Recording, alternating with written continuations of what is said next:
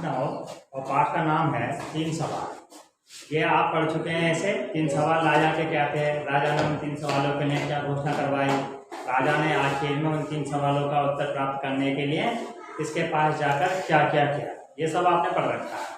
अब देखिए उसी के आधार पर, जो आपने पढ़ा है उसी के आधार पर हमें इसके अभ्यास प्रश्नों का उत्तर निकालना है। पहला प्रश्न है, राजा के मन में उठने वाले 3 सवाल क्या थे।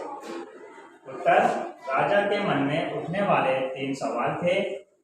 पहला, किसी कार्य को करने का सही समय कौन सा होता है, यानी कौन सा कार्य हमें किस समय पर करना चाहिए, उसका सबसे सही समय कौन सा होता है। दूसरा क्वेश्चन था, किसकी बात सुननी चाहिए और किसे टालना चाहिए। तीसरा प्रश्न, सबसे आवश्यक कार्य कौन सा है।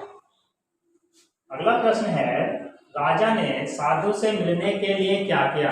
आपने पढ़ा कि जब राजा साधु से मिलने के लिए गया, राजा को किसी सवाल का कोई उत्तर कोई दे नहीं पाया, तब राजा ने स्वयं निश्चय किया कि किसी साधु के पास, जिसके बारे में उन्होंने सुना था कि बहुत पहुंचे हुए साधु हैं, वो मन की बात जान लेते हैं, राजा उनके पास गया।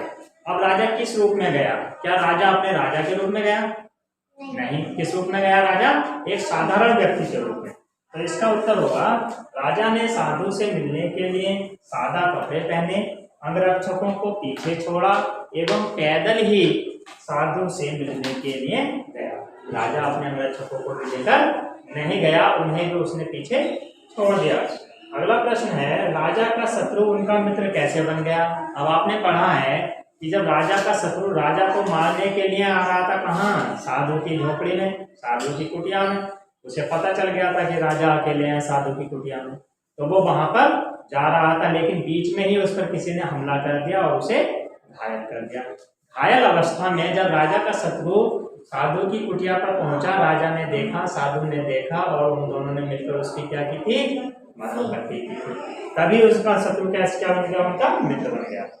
आंसर होगा, राजा के द्वारा शत्रु की घायल अवस्था में मरहम पट्टी एवं सेवा शुश्रूषा करने पर राजा का शत्रु उनका मित्र बन गया। अगला प्रश्न है, देखिए अगला प्रश्न है आपका, घायल व्यक्ति ने होश आने पर अपने बारे में राजा से क्या बताया। उत्तर, घायल व्यक्ति ने होश आने पर अपने बारे में राजा से बताया कि मैं आपका शत्रु हूँ, आपने मेरे भाई को फांसी की सजा सुनाई थी, उसकी संपत्ति जब्त कर ली थी, मैंने तभी आपसे प्रतिशोध लेने की कसम खाई। लास्ट प्रश्न, राजा को अपने प्रश्नों के क्रमशः क्या क्या उत्तर मिले। तो राजा ने कुछ प्रश्न जनरेट किए थे, कुछ प्रश्न उसके मन में आए थे और उसने उन प्रश्नों के उत्तर पाने के लिए क्या क्या जतन किए, आपने सब पढ़ा। लास्ट में जब साधु के पास गए, साधु ने उनके प्रश्नों का तुरंत उत्तर नहीं दिया, बल्कि कुछ समय उसके साथ बिताया और जब धीरे धीरे उससे राजा को उसके उत्तरों का प्रश्न का उत्तर मिल गया। तो पहले प्रश्न था राजा का, किसी कार्य को करने का सही समय कौन सा होता है। साधु ने जो उत्तर दिया, साधु ने उत्तर कैसे दिया था, उसके द्वारा कुछ समय बिताने पर राजा ने साधु के साथ कुछ समय बिताया, तब राजा को खुद ब खुद एहसास हुआ कि उसके प्रश्नों का उत्तर क्या था। लास्ट में उसे जो उत्तर मिले प्राप्त हुए, पहले प्रश्न का उत्तर था, सबसे सही समय वही होता है जब हमारे पास किसी भी तरह की शक्ति होती है। किसी भी तरह की शक्ति से मतलब हमारे अंदर किसी कार्य को करने की शक्ति, जैसे इस समय आप पढ़ रहे हैं तो आपके पास पढ़ने की शक्ति है। इस समय आपका इस समय मस्तिष्क कैसा है, आपका मस्तिष्क आपका पढ़ने के लिए इस समय तैयार है, तो आप इस समय यदि पढ़ेंगे आपको पढ़ने में ज्यादा सफलता प्राप्त होगी।